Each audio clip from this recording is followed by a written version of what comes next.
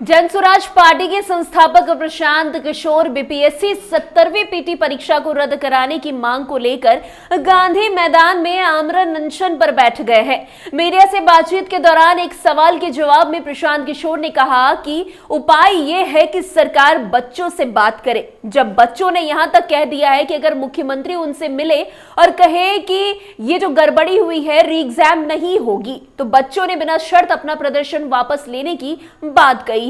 प्रशांत किशोर ने आगे कहा कि जब बीपीएससी अभ्यर्थी मुख्य सचिव से मिले तो उन्होंने भी सुझाव दिया कि वे मुख्यमंत्री से मिलने का प्रयास करें, लेकिन 13 करोड़ की आबादी वाले राज्य का मुखिया अपने राज्य के बच्चों से मिलने में इतना अहंकार दिखा रहा है। वे अपने राज्य से बच्चों से मिलना नहीं चाहता है, तो लोकतंत्र में इन बच्चों के लिए क्या विकल्प बचता है? धरना, अनशन, सत्याग्रह के अलावा और क्या कर सकते हैं? यही करना पड़ेगा बच्चों को। रेमेडी ये है कि सरकार बच्चों से बात करे। और क्या रेमेडी है? बच्चों ने जब यहाँ तक कह दिया कि मुख्यमंत्री अगर मिलकर ये कह दें कि अनियमितता नहीं हुई है, री एग्जाम नहीं होगा, तो बच्चों ने अपनी ओर से अनकंडीशनल कह दिया कि हम आंदोलन वापस ले लेंगे।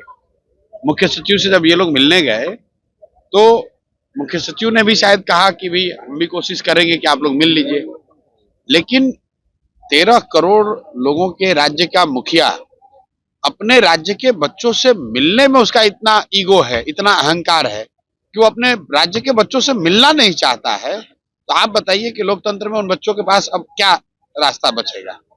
धरना, अनशन, सत्याग्रह के अलावा आप क्या कर सकते हैं? यही करना पड़ेगा।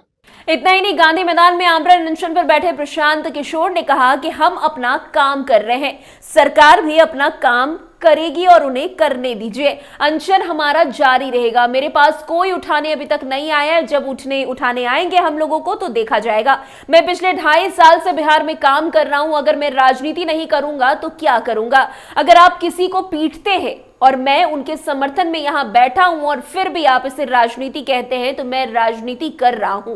वैसे प्रशांत किशोर के अनशन पर दूसरी तरफ पप्पू यादव ने भी बड़ी बात कह दी है।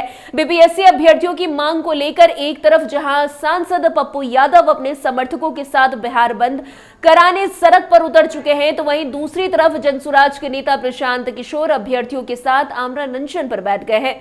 पटना की सड़कों पर पप्पू यादव अपने समर्थकों के साथ पैदल मार्च करने के लिए भी उतर चुके हैं, तो वहीं प्रशांत किशोर को पप्पू यादव ने फिर से निशाने पर ले लिया है और आरोपों की झड़ी लगाते हुए उन पर कई प्रहार मीडिया से बातचीत के दौरान कर दिया है। पटना में रेलवे स्टेशन पर समर्थकों के साथ पहुंचे पप्पू यादव से जब मीडिया ने प्रशांत किशोर को लेकर सवाल किया तो पप्पू यादव ने पीके के लिए कई अभद्र टिप्पणी कर दी। उन्होंने नटवर लाल दलाल और देश में सबसे बड़ा रैकेट चलाने वाला तक कह दिया प्रशांत किशोर को। बीजेपी की ओर से फंडिंग होने का भी बड़ा दावा पप्पू यादव ने प्रशांत किशोर को लेकर कही है।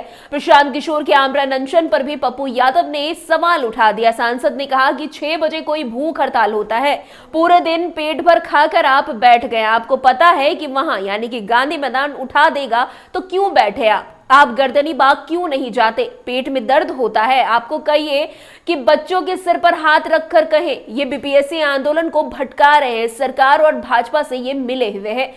पूरा लड़ाई आवाज आर पार है, पूरा बिहार बंद है, आज पूरा रेल चक्का सड़क जाम है।